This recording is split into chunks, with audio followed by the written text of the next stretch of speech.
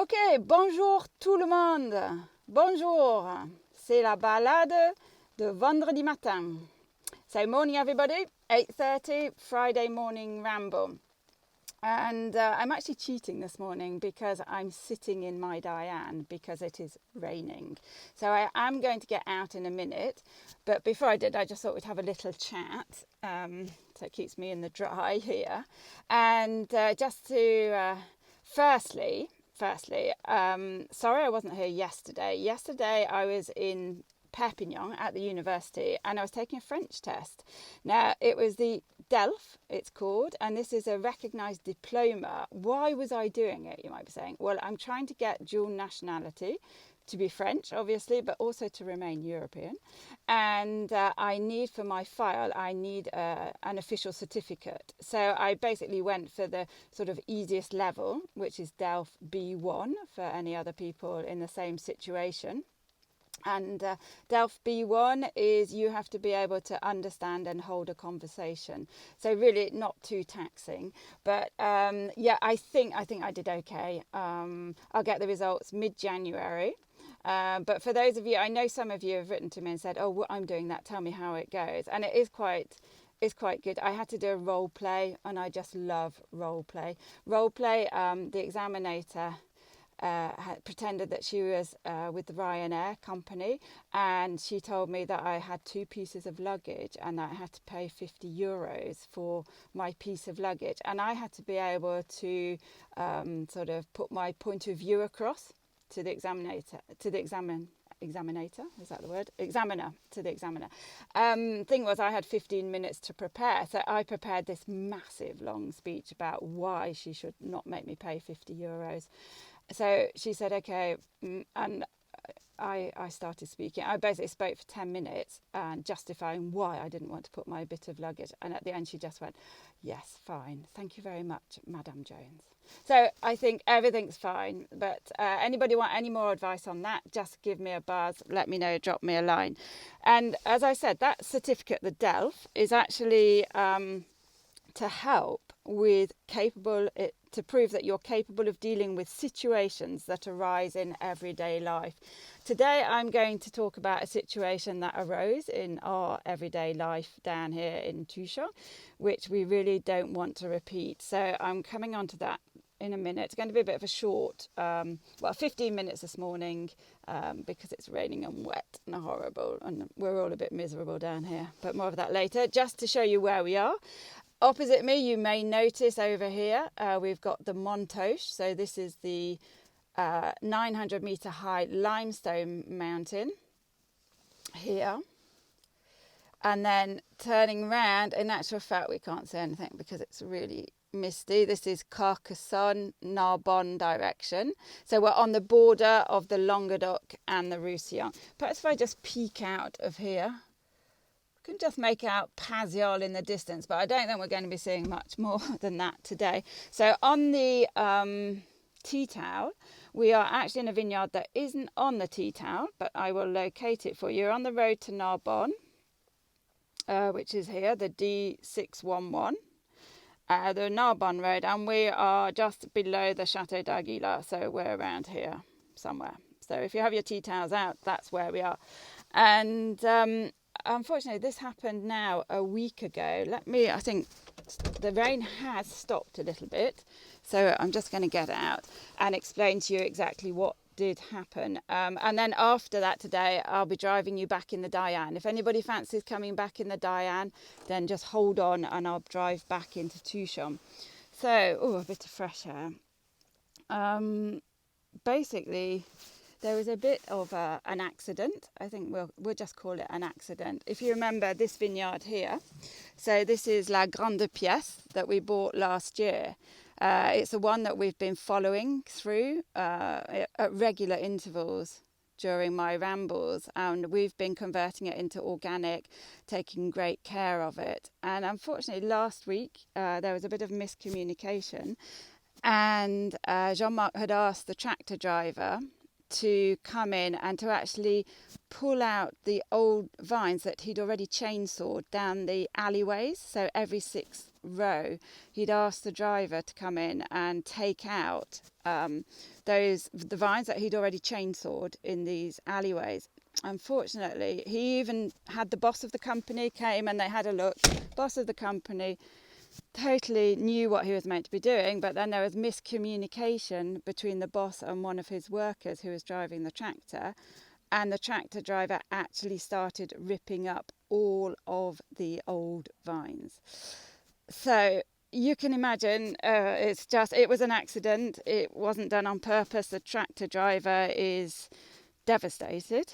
Now he's realised what he's done. Fortunately, we caught him. Gilles, who works for us, so it's like, thank you so much, Gilles, because we weren't here. Gilles was driving by just per chance and saw him and asked him to stop. So we avoided the worst. So we avoided not having a vineyard left at all. But we have lost about 500 of those lovely 90-year-old vines. So I can't actually get into the vineyard, but this is one corner. And then he started, if I show this way, you can actually see what we were faced with this time last week. So it's difficult because I can't actually get into the vineyard because it's so boggy. But here there used to be rows of vines, and like this, and this is where he started ripping up the vines. So we've lost about 500 80-year-old vines here. So yeah, it did put a bit of a damper on things. It was difficult last week, but we just say, unfortunately these things happen. The tractor driver must feel absolutely terrible, as does everybody who works with us. So just to show you, that was what we wanted ripping up, these alleyways. So here we'd actually chainsawed off the top of the vines so that he could come in and rip them up every 6th row. That's what we wanted to be ripped up. He has since come in and actually done that job, but unfortunately he started ripping up these. So if any of you got any questions about this, please put them in the box. But today, just thought I'd come out. This is the first time I've actually been out to have a look to see, and I suppose I've been forewarned. We knew about it, so it's not too much of a shock, and it's just awful thing that you can't do anything about it. That's it, it's done. You can't just put them back in again. That's it. My old vines gone on the Grande Pièce vineyard. So just get down here, it's so boggy. Look at this. I can't get in. I can see a couple of questions coming up. So I thought I'd just do a shorter version today, and then I'm going to get back in the swing of things next week and we'll go back to the history lessons. But here you can see as well some taken out down here. So there I can see there's a couple of questions. But what I was going to say, I was thinking about it last night because, we're quite good at facing difficult situations, and I just thought, well, these old vines, they're here. Wouldn't it be great to see if we could actually make something from these old vines that have been ripped up? You ought to have seen Jean-Marc's face when I started discussing my idea. But I thought perhaps we could make key rings with the old wood, or we could make candle holders for the dining table. And I was just thinking, I'll ask my ramblers, have you got any ideas what we could use these old Grenache Gris vines for now that they've been dug up? And perhaps, we could do when you buy some Grenache Gris, you actually get a key ring with the old vine that were accidentally dug up. Or we could do, you purchase, I don't know, any ideas you have. We were thinking if you buy a keyring, then you adopt a vine, and then we'll be able to plant these vines. We're going to plant some vines here now in the gap. So any ideas you may have. Corkscrew, I've seen those. Yeah, they're good. A couple of key rings there for Mark. Yeah, so any ideas, or if you think the key rings are really great, just let me know. Let me have a look at your coasters. That could be challenging, James. Coasters out of the old vines. They're quite thick, but yes, They are quite thick. We might be able to get that. Jean-Marc's thinking, yes, Katie, and how are we going to make these things? So anything that's quite simple to make would be better, and Jean-Marc would thank you a lot for it. So no furniture, I think, nothing too challenging. So Adam, thanks for these questions. See, there's quite a lot of questions this morning. How many vines are left? So this vineyard had approximately 4,000 vines in it. We've lost about 15%, so I think that's about 450, 500. So we've still got a fair amount left, fortunately, because we got in quickly enough that he didn't rip the whole vineyard up. So it's not going to really affect production too much. It's not going to change the way we work. We're not going to try and get more out of the vines that are left, because these are our old vines and this is their retirement home. So we're sticking to that. We're not going to try and increase production. Basically, they will produce, the ones that are left, what they want to produce, and we'll keep the yields low. Adam again, and thanks Adam for these. What are you going to do? Replace them with new? This is what shall we do with the space we have?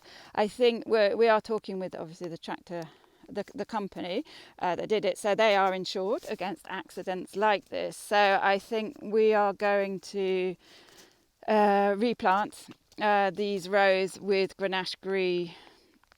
But then obviously they're going to be younger Grenache Gris. We have to wait 3 years before we can actually harvest the Grenache Gris that's planted.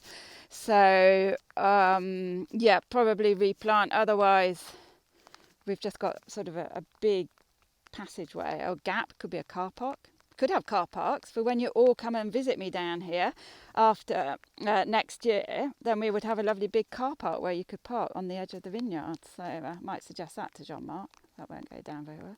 Yeah, so hopefully replanting younger vine, obviously young vines, just to fill up the gap. And it was 500 out of, thanks Joe again for this question, 500 vines out of a total of about 4,000. So 10%. But it was just shuddering to think. Yeah, you're asking the same question. It's just shuddering to think. I think we got off quite lightly, really, just because Gilles happened to be driving by, taking some reeds that he cut up the river to Roger. So it was just pure chance that Gilles was driving by, reacted and questioned what the driver was doing. Otherwise, we were out in Perpignan doing a bit of shopping. We'd have got back and we wouldn't have had a vineyard. So it's actually, it could have been a lot worse. But it's still heartbreaking to see these old vines that we were looking after being dug up. And I think that it sort of represents the area as well. I'm sure the driver just thought, these are old vines, who wants old vines in this area? They want high production, young, vigorous vines. So for him, there was nothing unusual about coming in and actually ripping up an old vine. Had it been a nicely planted young vine on wires, he may have questioned why he'd been asked to rip it up. But old vines in this area, I can see he didn't think twice about it. Oh, Nikki, how is Jean-Marc? Yeah, Jean-Marc, I think devastated as well. He took a while to actually tell me about it. I think we were all just like really sort of upset and angry, but it had been done, so there's absolutely nothing we could do. And it's just like, okay, well, that's it, been done. Now we just have to work out what we're going to do. And Jean-Marc, he was devastated as well, really upset, but now ready to sort of move on and get out and plant the new vines and just tidy it up and make it, as I said to him, this used to be called La Grande Pièce, as in the big parcel, and now we're going to call it La Petite Pièce, in memory of our little old vines that we've lost. So Yeah, well done, Gilles. Thanks, Adam. And I will pass on your congratulations to Gilles, because, as I said, as he hadn't been there, then we would not have known. You can see here, like, just looking at the soil. At the moment, it's been raining in France, down in this area. When it rains, nobody goes outside, so I can turn around quite easily. There is not a soul out here at all. So there's some olive trees over there. Yeah, Hero Gilles. I'll do a t-shirt or something. And here, turning around, the castle, Aguila Castle, up in the background.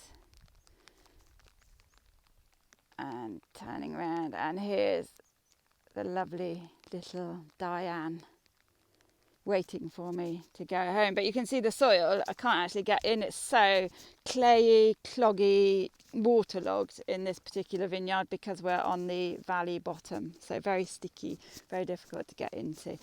Okay, well, thanks very much for joining me for this Friday morning ramble. I'm going to be back on... Oh, I'm making a medal out of the vines. That's such a good idea. So Gilles could wear one of the old vines around his neck forever. We could do an award ceremony coming up to Christmas. What a great idea, Adam. Love it. So I'll be back on Tuesday. We're going to be back into the history lessons of the history of wine in this area. We've got up to the beginning of 1900, so it's quite exciting because there was a big crisis, viticultural crisis on the way. We'll see how people dealt with it then.